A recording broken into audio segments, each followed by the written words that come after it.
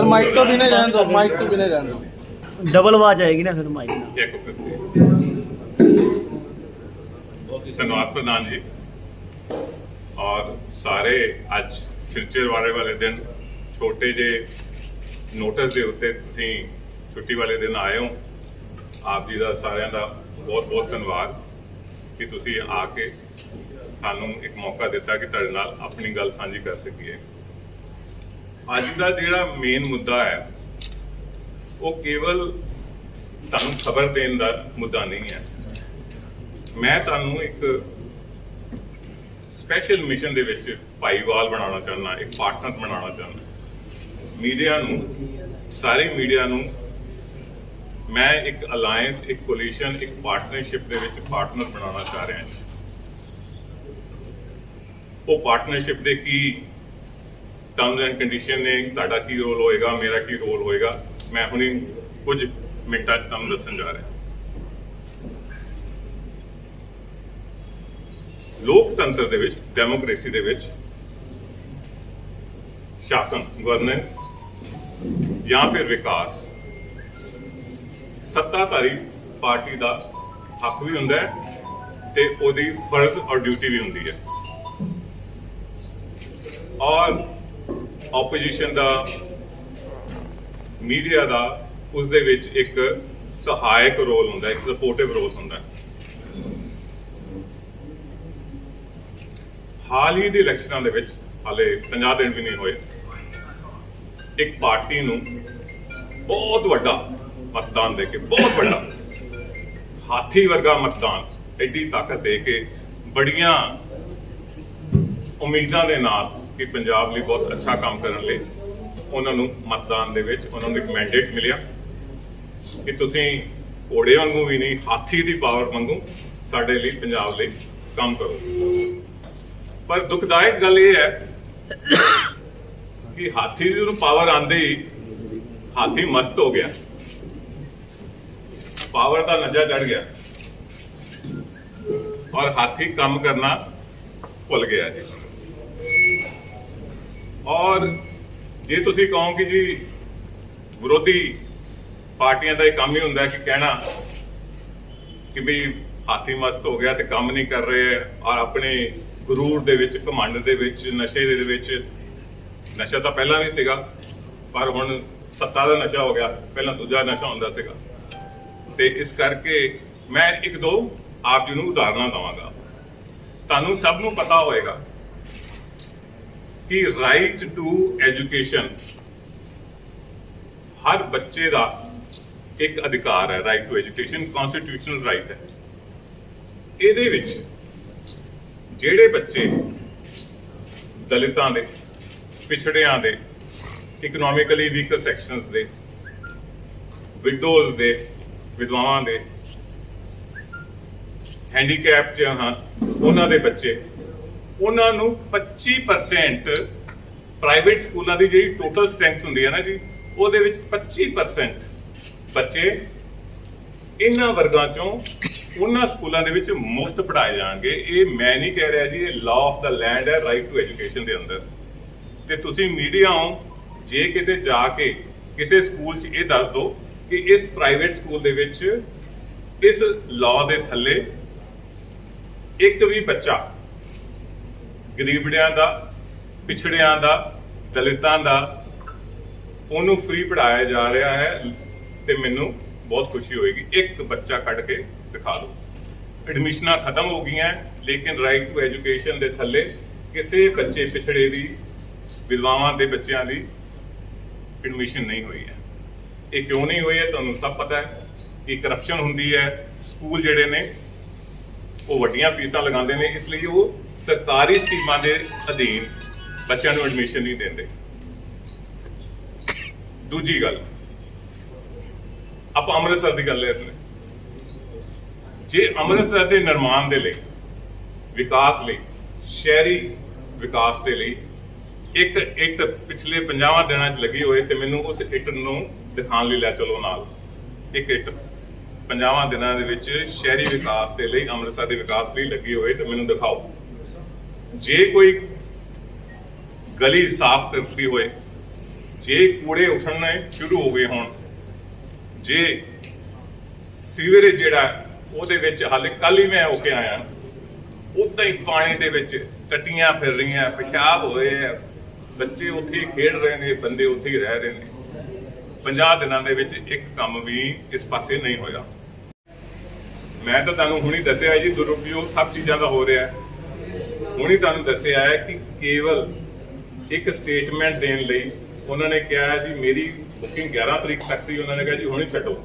ਔਰ ਤੁਹਾਨੂੰ ਮੈਂ ਫੋਨ ਦਿਖਾ ਦੇਣਾ ਆਪਣਾ, 7 ਤੋਂ ਫੋਨ ਕਰ ਲਏ ਤੇ 3 ਮੈਸੇਜ ਨੇ ਜੀ, ਛੱਡਿਆ ਨਹੀਂ, ਛੱਡਿਆ ਨਹੀਂ, ਛੱਡਿਆ ਨਹੀਂ।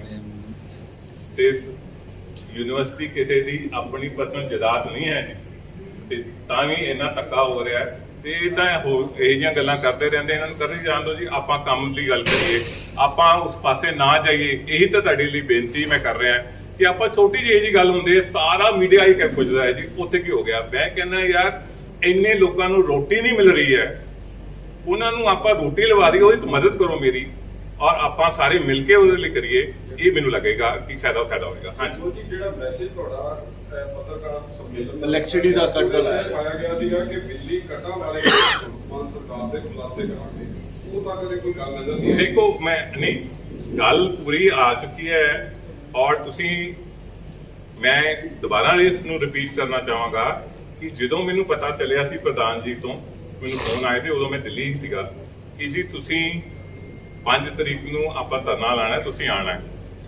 ਇੰਨਾ ਹੀ ਪਤਾ ਕਰਨ ਤੇ ਕਿ ਜੀ ਬਿਜਲੀ ਦੇ ਉੱਤੇ ਕਿਉਂਕਿ ਕੱਟ ਹੋ ਰਹੇ ਨੇ, ਮੈਂ ਆਪਣੇ ਆਪ ਹੀ ਕੋਲ ਸਚਿਵ ਦੇ ਆਫਿਸ 'ਚ ਉਹਨਾਂ ਨਾਲ ਸੰਪਰਕ ਕੀਤਾ, ਆਪਣੇ ਆਪ ਜੀ, ਇਹ ਪੁੱਛਣ ਲਈ ਕਿ ਯਾਰ ਕੀ ਪ੍ਰੋਬਲਮ ਹੈ, ਕੋਲਾ ਕਿਉਂ ਨਹੀਂ ਆਪਾਂ ਦੇ ਪਾ ਰਹੇ ਹਾਂ, ਕੋਈ ਮਦਦ ਹੋ ਸਕਦੀ ਹੈ ਕਿ ਨਹੀਂ।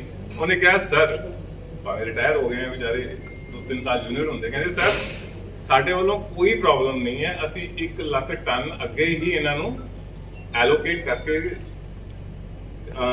ਇੰਟੀਮੇਟ ਕਰ ਦਿੱਤਾ ਹੋਇਆ, ਪਰ ਇਹ ਆਫ ਟੇਕ ਨਹੀਂ ਹੋ ਰਹੀ। ਆਫ ਟੇਕ ਦਾ ਮਤਲਬ ਹੈ ਕਿ ਜੀ ਉਹ ਇਹਨੂੰ ਡਰਾ ਨਹੀਂ ਕਰ ਰਹੇ ਕਿਉਂਕਿ ਇਹਨਾਂ ਕੋਲ ਪੈਸਾ ਨਹੀਂ ਹੈ ਕਿ ਉਹ ਪੈਸਾ ਦੇਣ ਤੇ ਕੋਲਾ ਚੱਕਣ। ਸੋ ਇਹ ਇੱਕ ਸਪੈਸੀਫਿਕ ਰੀਜ਼ਨ ਹੈ ਕਿ ਥਰਮਲ ਪਲਾਂਟ ਕਿਉਂ ਬੰਦ ਹੋ ਰਹੇ, ਕਿਉਂਕਿ ਇਲੈਕਟ੍ਰਿਸਿਟੀ ਬੋਰਡ ਦੇ ਕੋਲ ਬਿਜਲੀ ਬਣਾਉਣ ਦਾ ਪੈਸਾ ਨਹੀਂ ਹੈ, ਕੋਲ ਖਰੀਦਣ ਦਾ ਪੈਸਾ ਨਹੀਂ ਹੈ। ਅਰਸ਼ਦ ਤੱਕ ਤੁਸੀਂ ਗੱਲ ਕੀਤੀ ਮੁਫਤਖੋਰੀ ਨੂੰ ਪ੍ਰਮੋਟ ਕਰ ਰਹੇ ਨੇ ਆਮ ਆਦਮੀ ਪਾਰਟੀ ਵਾਲੇ। ਇਹ ਸਰ ਇਹਨਾਂ ਬਹੁਤ ਸੀਨੀਅਰ ਅਧਿਕਾਰੀ ਨੇ, ਉਹਨਾਂ ਨੇ ਵੀ ਪ੍ਰਧਾਨ ਮੰਤਰੀ ਜੀ ਨੂੰ ਕਿਹਾ, ਬੇਨਤੀ ਕੀਤੀ ਕਿ ਮੁਫਤਖੋਰੀ ਦੇਸ਼ ਨੂੰ ਬਰਬਾਦ ਕਰ ਦੇਗੀ। ਸੁਪਰੀਮ ਕੋਰਟ ਨੇ ਵੀ ਟਿੱਪਣੀ ਕੀਤੀ ਹੈ। ਆਖਿਰਕਾਰ ਬਹੁਮਤ ਹੈ ਬੀਜੇਪੀ ਸੈਂਟਰ 'ਚ, ਕੋਈ ਇਸ ਤਰ੍ਹਾਂ ਦਾ ਕਾਨੂੰਨ ਕਿਉਂ ਨਹੀਂ ਲੈ ਕੇ ਆਉਂਦੇ ਕਿ ਮੁਫਤਖੋਰੀ ਨੂੰ ਲੈ ਕੇ ਜਿਹੜੀ ਵੀ ਪਾਰਟੀ, ਜਿਹੜਾ ਲੀਡਰ ਇਸ ਤਰ੍ਹਾਂ ਦੇ ਕੋਈ ਗੁੰਮਰਾਹ ਕਰਨ ਦੀ ਕੋਸ਼ਿਸ਼ ਕਰੇਗਾ, ਉਹ ਕਾਰਵਾਈ ਕੀਤੀ ਜਾਏਗੀ ਜਾਂ ਉਹਦੀ ਸਦੱਸਤਾ ਰੱਦ ਕੀਤੀ ਜਾਊਗੀ। ਕਿਉਂਕਿ ਮੁਫਤਖੋਰੀ ਨੇ ਬੇਸਿਕਲੀ ਲੋਕਾਂ ਦੇ ਹੱਕਾਂ 'ਚ ਹਰਾਮ ਪਾਤਾ। ਸ਼੍ਰੀਲੰਕਾ ਵਰਗਾ ਸਾਡਾ ਹਾਲ ਹੋਣ ਜਾ ਰਿਹਾ, ਐਸੇ ਕਈ ਅਰਥਸ਼ਾਸਤਰੀ ਕਹਿ ਰਹੇ ਨੇ। ਹੋਣ ਜਾ ਨਹੀਂ ਰਿਹਾ ਜੀ, ਹੋ ਚੁੱਕਾ ਹੈ।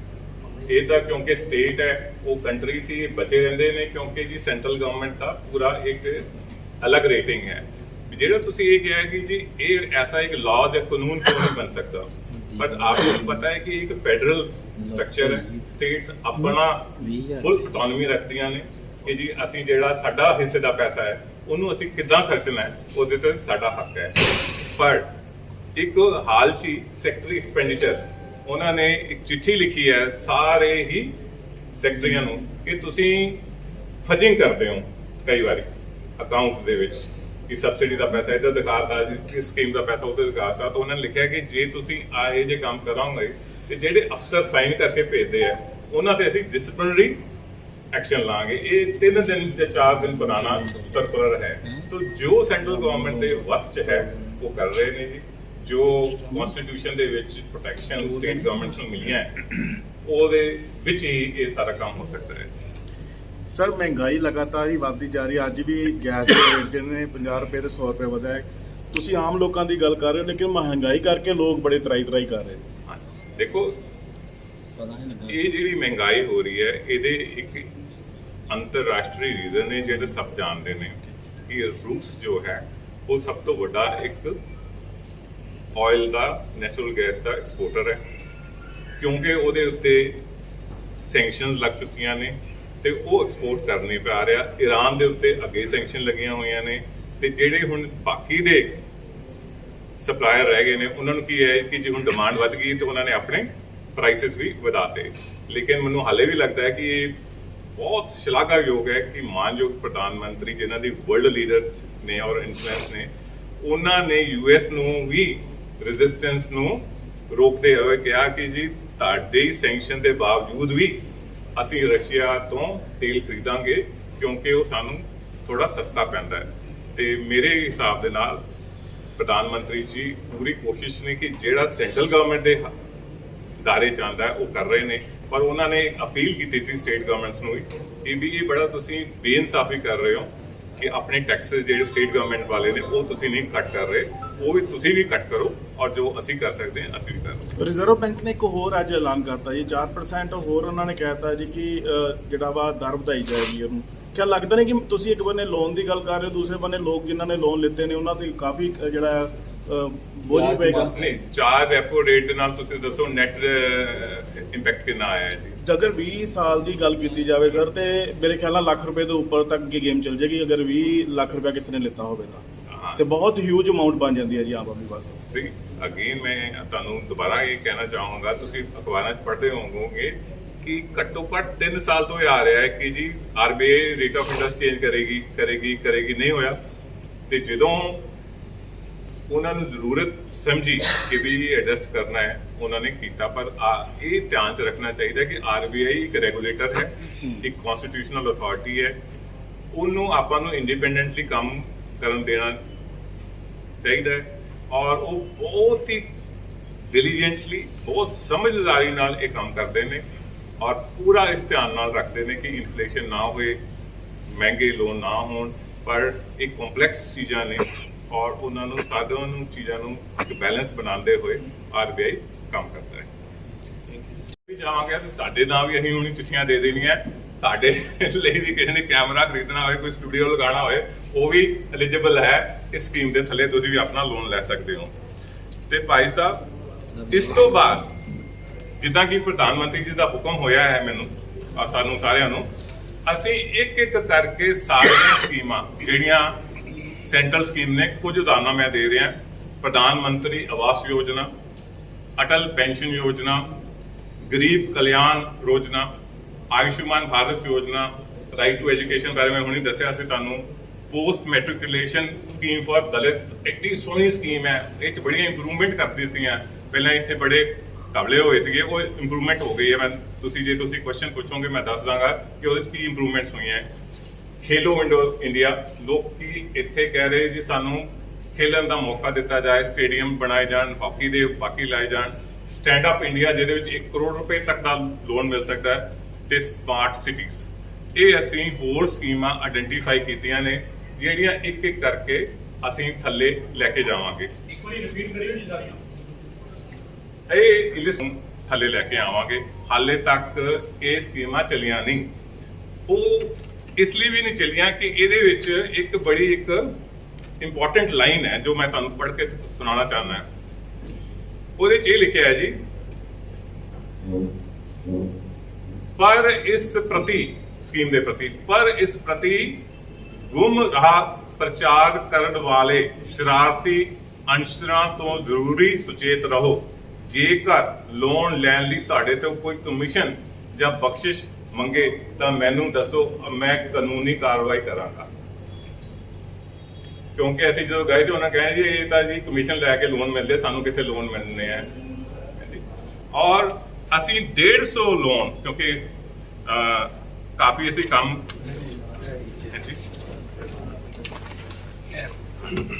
ਇਹ ਪ੍ਰਧਾਨ ਜੀ ਦੀ ਇੰਸਟਰਕਸ਼ਨ ਦੇ ਥੱਲੇ ਸਾਰੇ ਇਹਨਾਂ ਨੇ ਵਰਕਰ ਸਾਡੇ ਨਾਲ ਲਗਾਤੇ, ਖੁਦ ਵੀ ਸਾਡੇ ਨਾਲ ਜਾਂਦੇ ਨੇ। ਤੇ ਅਸੀਂ ਪਿਛਲੇ 3 ਦਿਨਾਂ 'ਚ 4 ਤਰੀਕ ਨੂੰ ਵੀ ਹਾਲੇ ਆਇਆ ਤੇ 2 ਤਰੀਕ ਦੀ ਇਹ ਚਿੱਠੀ ਹੈ, ਇੰਨੇ ਫਾਰਮ ਸਾਨੂੰ ਅੱਗੇ ਆ ਚੁੱਕੇ ਨੇ। ਘੰਟੀ ਸਾਡੀ ਹੈਲਪਲਾਈਨ ਦੀ ਬੰਦ ਨਹੀਂ ਹੁੰਦੀ। ਤੇ ਜਿਹੜੇ 150 ਆਏ ਹੋਏ, ਮੈਂ ਥੋੜਾ ਡਿਵੀਜ਼ਨ ਤੁਹਾਨੂੰ ਦੱਸਣਾ ਚਾਹਾਂਗਾ ਕਿ ਇਹਦੇ ਵਿੱਚ 24 ਐਪਲੀਕੇਸ਼ਨਾਂ SCs ਦੀਆਂ ਆਈਆਂ, 60 ਜਿਹੜੀਆਂ ਐਪਲੀਕੇਸ਼ਨ OBC ਦੀਆਂ ਆਈਆਂ, 31 ਜਿਹੜੀਆਂ ਜਨਰਲ ਕੈਟੇਗਰੀ ਦੀ ਆਈਆਂ। ਔਰ ਜੇ ਤੁਸੀਂ ਫੀਮੇਲ ਦੇ ਸੋਚੋ ਤਾਂ ਮਹਿਲਾਵਾਂ ਤੋਂ 37 ਆਈਆਂ ਤੇ ਮਰਦਾਂ ਤੋਂ 78 ਆਈਆਂ। ਇਹਦਾ ਇਹ ਹੈ। ਹੁਣ ਅਸੀਂ ਸੋਮਵਾਰ ਇਹਦੇ ਤੇ ਕਵਰਿੰਗ ਲੈਟਰ ਪਾ ਕੇ ਇੱਕ ਮੈਨੇਜਰ ਸਾਹਿਬ ਨੋਮੀਨੇਟ ਹੋ ਚੁੱਕੇ ਨੇ, ਉਹਨਾਂ ਨੂੰ ਅਸੀਂ ਭੇਜ ਦੇਣਾ, ਉਹ ਕਾਰਵਾਈ ਕਰਨਗੇ। ਇੱਕ ਚੀਜ਼ ਹੋਰ, ਕਿਉਂਕਿ ਮੈਂ ਦੱਸਣਾ ਚਾਹੁੰਦਾ ਕਿ ਮੋਦੀ ਜੀ ਦਾ ਔਰ ਬਾਕੀਆਂ ਦਾ ਕੀ ਫਰਕ ਹੈ। ਮੋਦੀ ਜੀ ਕਹਿੰਦੇ ਨੇ ਜੀ ਅਸੀਂ ਕਿਰਤ ਲਈ ਤੁਹਾਨੂੰ ਕਰਾਂਗੇ ਪੂਰਾ ਕਾਬਲ, ਤੁਹਾਨੂੰ ਤੋਹਫੇ ਨਹੀਂ ਦੇਣੇ ਹੈਗੇ, ਫਰੀਬੀਜ਼ ਨਹੀਂ ਦੇਣੀਆਂ, ਮੁਫਤਖੋਰੀ ਨਹੀਂ ਫੈਲਾਣੀ। ਇਸ ਲਈ ਇਹ ਚੀਜ਼ ਹੈ, ਇਹ ਕੋਈ ਐਸਾ ਨਾ ਸਮਝਿਆ ਜਾਏ ਕਿ ਗਿਫਟ ਹੈਗੀ ਹੈ ਤੇ ਪਾ ਕੇ ਤੇ ਅਸੀਂ ਭੁੱਲ ਜਾਣਾ। ਨਹੀਂ, ਮੈਂ ਸਾਰਿਆਂ ਨੂੰ ਬੇਨਤੀ ਕਰਨੀ ਹੈ ਕਿ ਬਈ ਇਹ ਆਪਾਂ ਇੱਕ ਲੋਨ ਦੀ ਤਰ੍ਹਾਂ ਹੀ ਇਹਨੂੰ ਯੂਜ਼ ਕਰਨਾ ਹੈ। ਇਹਨੂੰ ਆਪਣੇ ਦਸਾਂ ਉਂਗਲਾਂ ਔਰ ਦੋਹਾਂ ਹੱਥਾਂ ਨਾਲ ਮਿਹਨਤ ਕਰਕੇ ਆਪਣੀ ਗੈਰਤ ਔਰ ਇੱਜ਼ਤ ਬਣਾ ਕੇ ਇਸ ਨੂੰ ਆਪਣੀ ਨੌਕਰੀਆਂ ਬਹਾਲ ਕਰਕੇ ਆਪਣੇ ਬੱਚਿਆਂ ਨੂੰ ਔਰ ਅੱਗੇ ਲੈ ਕੇ ਜਾਣਾ ਹੈ। ਮੇਰਾ ਲਾਸਟ ਸਬਮਿਸ਼ਨ ਤੁਹਾਨੂੰ ਇਹ ਹੈ ਕਿ ਦੇਖੋ ਫਰਕ ਕੀ ਹੈ। ਸਾਡੇ ਵਿੱਚ ਜਿਹੜੀ ਪ੍ਰਧਾਨ ਮੰਤਰੀ ਜੀ ਨੇ ਗੁਣ ਭਰੇ ਨੇ ਆਪਣੀ ਪਾਰਟੀ 'ਚ, ਤੇ ਜਿਹੜੀ ਪਾਰਟੀ ਨੂੰ 92 ਐਮਐਲਏ ਮਿਲੇ, ਉਹ 'ਚ ਫਰਕ ਕੀ ਹੈ ਮੈਂ ਛੋਟਾ ਜਿਹਾ ਦੱਸਾਂਗਾ। ਉਹ ਮੁਫਤਖੋਰੀ ਪ੍ਰਮੋਟ ਕਰਦੇ ਨੇ, ਮੋਦੀ ਸਾਹਿਬ ਗੁਰੂ ਨਾਨਕ ਦੇਵ ਜੀ ਦੀ ਕਿਰਤ ਪ੍ਰਮੋਟ ਕਰਦੇ ਨੇ, ਤੇ ਨਾਲ ਉਹ ਕਿਰਤ ਕਿੱਦਾਂ ਹੋ ਸਕਦੀ ਹੈ ਉਹਦਾ ਪ੍ਰਬੰਧ ਕਰਦੇ ਨੇ। ਇਹ ਲੋਕ ਜਿਨ੍ਹਾਂ ਨੂੰ 92 ਸੀਟਾਂ ਮਿਲੀਆਂ ਸਨ, ਜਿੱਤ ਕੇ ਆਪਣੇ ਵੋਟਰਾਂ ਨੂੰ ਭੁੱਲ ਜਾਂਦੇ ਨੇ। ਤੇ ਜੇ ਕਿਤੇ ਅਸੀਂ ਮੋਦੀ ਜੀ ਦੇ ਜਿਹੜੇ ਸੇਵਕ ਨੇ, ਉਹਨਾਂ ਦੇ ਜਿਹੜੇ ਸੇਵਾਦਾਰ ਨੇ, ਕਿਤੇ ਹਾਰ ਵੀ ਜਾਂਦੇ ਨੇ ਤੇ ਸੇਵਾ 'ਚ ਲੱਗੇ ਰਹਿੰਦੇ ਨੇ, ਆਪਣਾ ਘਰ-ਬਾਰ ਛੱਡ ਕੇ ਲੋਕਾਂ ਦੀ ਸੇਵਾ 'ਚ ਲੱਗੇ ਰਹਿੰਦੇ ਨੇ। ਲਾਸਟ ਫਰਕ ਇੱਥੇ ਜਿਹੜੇ 92 ਐਮਐਲਏ ਲੈ ਕੇ ਬੈਠੇ ਨੇ, ਉਹ ਪਹਿਲਾਂ ਅਨਾਉਂਸ ਕਰਦੇ ਨੇ ਤੇ ਉਹਦੇ ਤੇ ਐਕਸੀਕਿਊਟ ਕਰਨਾ ਹੈ, ਅਮਲ ਕਦੋਂ ਕਰਨਾ ਕਿਸੇ ਨੂੰ ਨਹੀਂ ਪਤਾ। ਅਸੀਂ ਪਹਿਲਾਂ ਅਮਲ ਕਰਦੇ ਹਾਂ ਤੇ ਫਿਰ ਅਨਾਉਂਸ ਕਰਦੇ ਹਾਂ। ਠੀਕ ਹੈ ਜੀ। ਹੁਣ ਲਾਸਟ ਤੁਹਾਨੂੰ ਕਿਹਾ ਸੀ ਤੁਹਾਡੇ ਤੋਂ ਕੀ ਚਾਹੀਦਾ। ਮੇਰੀ ਆਪ ਜੀ ਨੂੰ ਹੱਥ ਜੋੜ ਕੇ ਬੇਨਤੀ ਹੈ, ਤੁਸੀਂ ਡੈਮੋਕ੍ਰੇਸੀ ਦਾ ਬਹੁਤ ਵੱਡਾ ਉਪਯੋਗੀ ਹਿੱਸਾ ਹੋ। ਕਿਰਪਾ ਕਰਕੇ ਇਹਨਾਂ ਸਕੀਮਾਂ ਬਾਰੇ ਸਾਰੇ ਲੋਕਾਂ ਤੱਕ ਪਹੁੰਚਾਓ, ਉਹਨਾਂ ਨੂੰ ਦੱਸੋ ਕਿ ਭਰਾਓ ਇਹ ਤੁਹਾਡੇ ਲਈ ਸਕੀਮਾਂ ਨੇ, ਭੈਣੋ ਤੁਹਾਡੇ ਲਈ ਸਕੀਮਾਂ ਨੇ, ਇਹ ਕੋਈ ਵੋਟ ਲਈ ਸਕੀਮਾਂ ਨਹੀਂ ਨੇ। ਤੇ ਤੁਸੀਂ ਵਾਰੀ-ਵਾਰੀ ਲਿਖੋ, ਸਾਡੇ ਕੈਂਪਾਂ ਤੇ ਆਓ, ਉਹਨਾਂ ਨੂੰ ਕਵਰ ਕਰੋ, ਜਿੰਨੇ ਲੋਕਾਂ ਨੂੰ ਪਤਾ ਚੱਲੇ ਉਹਨਾਂ ਨੂੰ ਆਪਾਂ ਇਹ ਫਾਇਦਾ ਪਹੁੰਚਾਈਏ। ਇਹ ਮੈਂ ਤੁਹਾਡੇ ਨਾਲ ਭਾਗੀਦਾਰੀ ਪਾਰਟਨਰਸ਼ਿਪ ਕਰਨਾ ਚਾਹੁੰਦਾ ਹਾਂ। ਵੈਸੇ ਤਾਂ ਜਿਹੜਾ ਹਾਥੀ ਜਿਹੜਾ ਮਸਤ ਹੈਗਾ ਨਾ, ਜਿਹੜਾ ਨਸ਼ਾ ਚੜਿਆ, ਇਹ 3-4 ਮਹੀਨੇ ਦੇ ਵਿੱਚ ਇਲੈਕਸ਼ਨਾਂ ਆਉਣੀਆਂ ਕਾਰਪੋਰੇਸ਼ਨ ਦੀਆਂ, ਇਹ ਸਾਰਾ ਨਸ਼ਾ ਲੋਕਾਂ ਨੇ ਉਤਾਰ ਦੇਣਾ। ਪਰ ਸਵਾਲ ਇਹ ਉੱਠਦਾ, ਮੈਂ ਤੁਹਾਨੂੰ ਇਹ ਸਵਾਲ ਪੁੱਛ ਰਿਹਾ ਕਿ ਜਦ ਤੱਕ ਇਸ ਹਾਥੀ ਦਾ ਨਸ਼ਾ ਨਹੀਂ ਉਤਰਦਾ, ਕਿ ਆਪਾਂ ਨੂੰ ਹੱਥ ਦੇ ਉੱਤੇ ਹੱਥ ਰੱਖ ਕੇ ਬੈਠੇ ਰਹਿਣਾ ਚਾਹੀਦਾ ਕਿ ਜੀ ਸਾਨੂੰ ਤਾਂ ਅਸੀਂ ਵਿਰੋਧੀ ਲੋਕ ਹੈਗੇ ਆ, ਅਸੀਂ ਤਾਂ ਸਿਟੀਜ਼ਨ ਹੈ, ਅਸੀਂ ਕੀ ਕਰਨਾ ਹੈ, 92 ਐਮਐਲਏ ਤੋਂ ਲੋਕਾਂ ਕੋਲ ਆਇਆ, ਉਸ ਸਰਕਾਰ ਨੇ ਕੰਮ ਕਰਨਾ। ਅਸੀਂ ਇਹ ਸੋਚਦੇ ਹਾਂ ਕਿ ਬਿਲਕੁਲ ਨਹੀਂ, ਤੁਹਾਨੂੰ ਸਾਰੀ ਸਿਵਲ ਸੁਸਾਇਟੀ ਨੂੰ ਮਿਲ ਕੇ ਕੰਮ ਕਰਨਾ ਚਾਹੀਦਾ। ਲਾਰਿਆਂ ਦੇ ਨਾਲ ਰੋਟੀਆਂ ਨਹੀਂ ਮਿਲਦੀਆਂ ਜੀ, ਕੱਪਾਂ ਦੇ ਨਾਲ ਰੋਟੀਆਂ ਨਹੀਂ ਮਿਲਦੀਆਂ। ਰੋਟੀ ਕਿੱਥੋਂ ਮਿਲਦੀ ਹੈ ਜੀ ਦੱਸੋ? ਰੋਟੀ ਕਿੱਥੋਂ ਮਿਲਦੀ ਹੈ? ਕਿਰਤ ਤੋਂ, ਹੈ ਨਾ। ਕੋਈ ਕਿਰਤ ਕਰੇਗਾ, ਕੋਈ ਬਿਜ਼ਨਸ ਕਰੇਗਾ, ਕੋਈ ਨੌਕਰੀਆਂ ਕਰੇਗਾ ਤਾਂ ਉਹਨੂੰ ਤਨਖਾਹ ਮਿਲੇਗੀ, ਕੋਈ ਇਨਕਮ ਆਏਗਾ, ਉਹ ਆਪਣੇ ਬੱਚਿਆਂ ਨੂੰ ਰੋਟੀ ਦੇਗਾ, ਉਹਨਾਂ ਦੀ ਪੜ੍ਹਾਈ ਕਰਵਾਏਗਾ। ਤੁਹਾਨੂੰ ਪਤਾ ਹੋਣਾ ਕਿ ਕੋਵਿਡ ਦੇ ਟਾਈਮ ਪੰਜਾਬ ਦੇ ਵਿੱਚ ਪੂਰੇ ਮਿਲਾ ਕੇ 10 ਲੱਖ ਨੌਕਰੀਆਂ ਚਲੀਆਂ ਗਈਆਂ। ਐਮਐਸਐਮਈ ਤੁਹਾਨੂੰ ਪਤਾ ਹੈ, ਫਿਰ ਪੰਜਾਬ ਦੇ ਵਿੱਚ ਜ਼ਿਆਦਾ ਐਮਐਸਐਮਈ ਹੀ ਹੈ। ਔਰ ਇੱਕ ਸਟੱਡੀ ਜਿਹੜੀ ਹੋਈ ਹੈ ਉਹਦੇ ਮੁਤਾਬਿਕ 35 ਤੋਂ 40% ਐਮਐਸਐਮਈ ਬੰਦ ਹੋਣ ਦੀ ਸ਼ੰਕਾ ਹੈ ਉਹਨਾਂ ਦੀ। ਔਰ ਗੁਰੂ ਨਾਨਕ ਦੇਵ ਯੂਨੀਵਰਸਿਟੀ, ਜਿੱਥੇ ਮੈਂ ਹੁਣੀ ਤੁਹਾਨੂੰ ਆਪਣਾ ਐਕਸਪੀਰੀਅੰਸ ਦੱਸ ਕੇ ਆਇਆ, ਉਹਨਾਂ ਨੇ ਇੱਕ ਸਟੱਡੀ ਕੀਤੀ ਹੈ ਔਰ ਉਹਨਾਂ ਨੇ ਕਿਹਾ ਕਿ ਅੰਮ੍ਰਿਤਸਰ ਦੇ ਵਿੱਚ ਹੌਸਪਿਟੈਲਿਟੀ ਸਰਵਿਸ ਸੈਕਟਰ ਦੇ ਵਿੱਚ, ਹੋਟਲ ਇੰਡਸਟਰੀ ਦੇ ਵਿੱਚ 1.5 ਲੱਖ ਨੌਕਰੀਆਂ ਚਲੀਆਂ ਗਈਆਂ ਨੇ। ਹੋਟਲ ਬੰਦ ਹੋਏ ਸਨ, ਨੌਕਰੀਆਂ ਚਲੀਆਂ ਗਈਆਂ ਸੀ। ਤਾਂ ਹੁਣ ਸਵਾਲ ਇਹ ਉੱਠਦਾ ਹੈ ਕਿ ਜੇ ਨੌਕਰੀਆਂ ਚਲੀ ਗਈਆਂ, ਬਿਜ਼ਨਸ ਬੰਦ ਹੋ ਗਏ ਨੇ, ਤੇ ਲੋਕੀ ਰੋਟੀ ਕਿੱਥੋਂ ਖਾਣਗੇ? ਉਹਨਾਂ ਨੂੰ ਇੱਕ ਦਿਨ 'ਚ 2 ਵਾਰੀ ਰੋਟੀ ਨਹੀਂ ਮਿਲ ਰਹੀ, ਸਰਕਾਰ ਸੁੱਤੀ ਪਈ ਹੈ। ਤੇ ਅਸੀਂ ਇਹ ਸੋਚ ਕੇ ਇੱਕ ਕੋਸ਼ਿਸ਼ ਕੀਤੀ ਹੈ ਔਰ ਪ੍ਰਧਾਨ ਮੰਤਰੀ ਮਾਨਯੋਗ ਨਰਿੰਦਰ ਮੋਦੀ ਜੀ ਦੇ ਆਪਣੇ ਮੂੰਹੋਂ ਪਰਸਨਲ ਇਨਸਟਰਕਸ਼ਨ ਤੇ ਇਹ ਕੰਮ ਅਸੀਂ ਸ਼ੁਰੂ ਕੀਤਾ। ਉਹਨਾਂ ਨੇ ਇਹ ਕਿਹਾ ਕਿ ਬਈ ਜਿਨ੍ਹਾਂ ਦੇ ਇਸ ਤਰ੍ਹਾਂ ਦੇ ਨਾਲ ਇੰਪਲੋਇਮੈਂਟ ਚਲੇਗੀ, ਛੋਟੇ ਵਪਾਰ ਚਲੇ ਗਏ, ਬਿਜ਼ਨਸ ਬੰਦ ਹੋ ਗਏ, ਉਹਨਾਂ ਨੂੰ ਦੁਬਾਰਾ ਤੋਂ ਲੋਨ ਦਿੱਤੇ ਜਾਣ। ਔਰ ਤੁਹਾਨੂੰ ਪਤਾ ਹੈ ਕਿ ਮੁਦਰਾ ਲੋਨ ਇੱਕ ਸਕੀਮ ਹੈ। ਇਸ ਸਕੀਮ ਦੇ ਥੱਲੇ 50,000 ਰੁਪਏ ਤੋਂ ਲੈ ਕੇ 10 ਲੱਖ ਰੁਪਏ ਤੱਕ ਅਸੀਂ ਇਸ ਸਕੀਮ ਦੇ ਹੇਠਾਂ ਲੋਨ ਦਿਵਾਉਣ ਦੀ ਕੋਸ਼ਿਸ਼ ਕਰਾਂਗੇ। ਇਹਦੇ ਵਿੱਚ ਕੋਈ ਵੀ ਗਾਰੰਟੀ ਨਹੀਂ ਚਾਹੀਦੀ ਹੁੰਦੀ। ਜੇ 50,000 ਰੁਪਏ ਦਾ ਲੋਨ ਦੇਣਾ ਹੋਏ ਜਾਂ 5 ਲੱਖ ਦਾ ਲੋਨ ਹੋਏ, ਕੋਈ ਕੋਲੈਟਰਲ ਨਹੀਂ ਚਾਹੀਦਾ, ਕੋਈ ਗਾਰੰਟੀ ਨਹੀਂ ਚਾਹੀਦੀ, ਇਹ ਸਿੱਧਾ ਲੋਨ ਸੈਂਕਸ਼ਨ ਹੋ ਸਕਦਾ ਹੈ। ਪਰ ਦੁੱਖ ਦੀ ਗੱਲ ਇਹ ਹੈ ਕਿ ਲੋਕਾਂ ਨੂੰ ਪਤਾ ਹੀ ਨਹੀਂ ਕਿ ਇਹ ਜੀ ਸਕੀਮ ਹੈ, ਔਰ ਜਿਨ੍ਹਾਂ ਨੂੰ ਪਤਾ ਹੈ ਉਹ ਕਹਿੰਦੇ ਜੀ ਇਹ ਤਾਂ ਤੁਹਾਨੂੰ ਮਿਲਣੀ ਨਹੀਂ, ਇਹ ਤਾਂ ਵੱਡੇ ਬੰਦੇ ਆਪਣੇ ਆਪ ਕਹਿ ਕੁਹਾ ਕੇ ਤੇ ਬੈਂਕ ਵਾਲੇ ਤੇ ਬਾਕੀ ਆਪਣੇ ਆਪ ਹੀ ਆਪਣਿਆਂ ਲਈ ਦੇ ਦਿੰਦੇ ਨੇ। ਇਸ ਲਈ ਅਸੀਂ ਘਰ ਘਰ ਜਾ ਕੇ ਇੱਕ ਬਹੁਤ ਅੱਛੀ ਮੁਹਿੰਮ ਸ਼ੁਰੂ ਕੀਤੀ ਹੈ।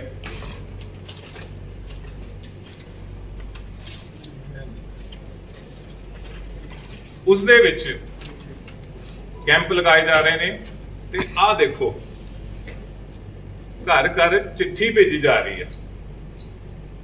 ਚਿੱਠੀ ਵਿੱਚ ਕੇਵਲ ਇਹ ਲਿਖਿਆ ਜਾ ਰਿਹਾ, ਇਹ ਨਹੀਂ ਕਿਹਾ ਜਾ ਰਿਹਾ ਸਾਨੂੰ ਵੋਟ ਦਿਓ, ਇਹ 'ਚ ਇਹ ਲਿਖਿਆ ਜਾ ਰਿਹਾ ਹੈ ਕਿ ਆਹ ਮੁਦਰਾ ਸਕੀਮ ਹੈ, ਤੁਹਾਨੂੰ ਸਾਰਿਆਂ ਨੂੰ ਡਿਸਟ੍ਰੀਬਿਊਟ ਕਰਨ ਜਾ ਰਿਹਾ ਕਿ ਆਹ ਮੁਦਰਾ ਸਕੀਮ ਹੈ, ਇਹਦੇ ਥੱਲੇ ਤੁਹਾਨੂੰ ਲੋਨ ਮਿਲ ਸਕਦੇ ਨੇ, ਤੇ ਜੇ ਤੁਹਾਨੂੰ ਲੋਨ ਚਾਹੀਦੇ ਹੋਣ ਤੇ ਅਸੀਂ ਤੁਹਾਡੀ ਮਦਦ ਕਰ ਸਕਦੇ ਹਾਂ।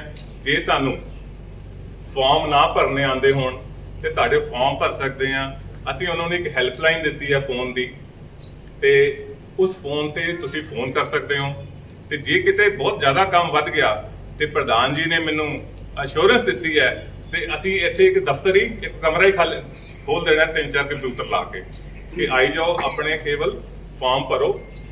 ਇਸ ਬਾਰੇ ਕਿਉਂਕਿ ਪ੍ਰਧਾਨ ਮੰਤਰੀ ਜੀ ਨੇ ਆਪਣੇ ਕਹੀ ਹੋਈ ਇਹ ਉਪਰਾਲਾ ਹੈ, ਤੇ ਮੈਂ MOS ਬੈਂਕਿੰਗ ਮਾਨਯੋਗ ਕਰਾੜ ਸਾਹਿਬ ਨੂੰ 4 ਤਰੀਕ ਨੂੰ ਮਿਲ ਕੇ ਆਇਆ ਸੀ ਉਹਨਾਂ ਦੇ ਦਫ਼ਤਰ 'ਚ। ਉਹਨਾਂ ਨੇ ਪੂਰਾ ਇਨਸਟਰਕਸ਼ਨ ਇੱਥੇ ਬੈਂਕਾਂ ਨੂੰ ਦਿੱਤੀ ਹੈ। ਅਸੀਂ ਕੱਲ ਪਰਸੋਂ ਸਟੇਟ ਲੈਵਲ ਬੈਂਕਿੰਗ ਕਮੇਟੀ, ਜਿਹਨੂੰ SLBC ਕਹਿੰਦੇ ਆ, ਉਹਨਾਂ ਦੇ ਲੀਡ ਮੈਨੇਜਰ ਨਾਲ ਮਿਲ ਕੇ ਆਏ ਆ। ਉਹਨਾਂ ਨੇ ਕਿਹਾ ਜੀ ਹਾਂ ਸਾਨੂੰ ਇਨਸਟਰਕਸ਼ਨਾਂ ਆ ਗਈਆਂ, ਅਸੀਂ ਪੂਰੀ ਦੀ ਪੂਰੀ ਇੱਥੇ ਮਦਦ ਕਰਾਂਗੇ। ਜੇ ਪੂਲਾ ਇਹਨਾਂ ਨੇ ਚੱਕਿਆ ਨਹੀਂ, ਇੰਨੇ ਨਾਰਾਜ਼ ਹੋਏ, ਮੇਰੇ ਪਿੱਛੇ ਪਏ, ਕਹਿੰਦੇ ਯੂਨੀਵਰਸਿਟੀ ਦਾ ਗੈਸਟ ਹਾਊਸ ਖਾਲੀ ਕਰੋ। ਸਮਾਨ ਚੱਕ ਕੇ ਹੁਣ ਲੱਭੂਗਾ ਕਿਤੇ ਜਗ੍ਹਾ, ਤੇ ਭਾਵੇਂ ਹੋਏ ਬੱਗਾ ਤੇ ਭਾਵੇਂ ਹੋਏ ਜਗਮੋਹਨ ਸਿੰਘ ਰਾਜੂ, ਤੇ ਅਸੀਂ ਕੋਈ ਪ੍ਰੈਸ ਕਾਨਫਰੰਸ ਕੈਂਸਲ ਕਰ ਦੇਣੀ ਹੈ। ਚਲੋ ਛੱਡੋ, ਖੈਰ ਉਹ ਗੱਲ ਨਹੀਂ ਸੀ, ਆਪਾਂ ਕਰਕੇ ਆਏ ਹਾਂ। ਜੇ ਡਰਾ ਰਹੇ ਨੇ ਤਾਂ ਅਸੀਂ ਡਰਨਾ ਨਹੀਂ ਹੈਗਾ। ਔਰ ਮੈਂ ਦਸਰੇਜ ਯੂਨੀਵਰਸਿਟੀ ਇੰਡੀਆ ਦੀ ਵਰਲਡ ਦੀ ਟਾਪ ਯੂਨੀਵਰਸਿਟੀ ਹੈ। ਉੱਥੇ ਮੈਂ ਵਿਜ਼ਿਟਿੰਗ ਪ੍ਰੋਫੈਸਰ ਹਾਂ, ਉੱਥੇ ਜਾਂਦਾ ਹੈ ਤੇ ਕਮਰਾ ਦਿੰਦੇ ਨੇ, ਦਫ਼ਤਰ ਦਿੰਦੇ ਨੇ, ਪੜ੍ਹਾਉਣ ਦਾ ਮੌਕਾ ਦਿੰਦੇ ਨੇ। ਸਾਨੂੰ ਆਪਣੀਆਂ ਯੂਨੀਵਰਸਿਟੀਆਂ ਦੇ ਵਿੱਚ ਜਿੱਥੇ UGC ਦਾ ਇੰਨਾ ਫੰਡ ਆਉਂਦਾ, ਉੱਥੇ ਗੈਸਟ ਹਾਊਸ 'ਚ ਰਹਿਣ ਦੀ ਪਰਮਿਸ਼ਨ ਨਹੀਂ। ਕਿਉਂਕਿ ਤੁਸੀਂ ਇੱਕ ਸਟੇਟਮੈਂਟ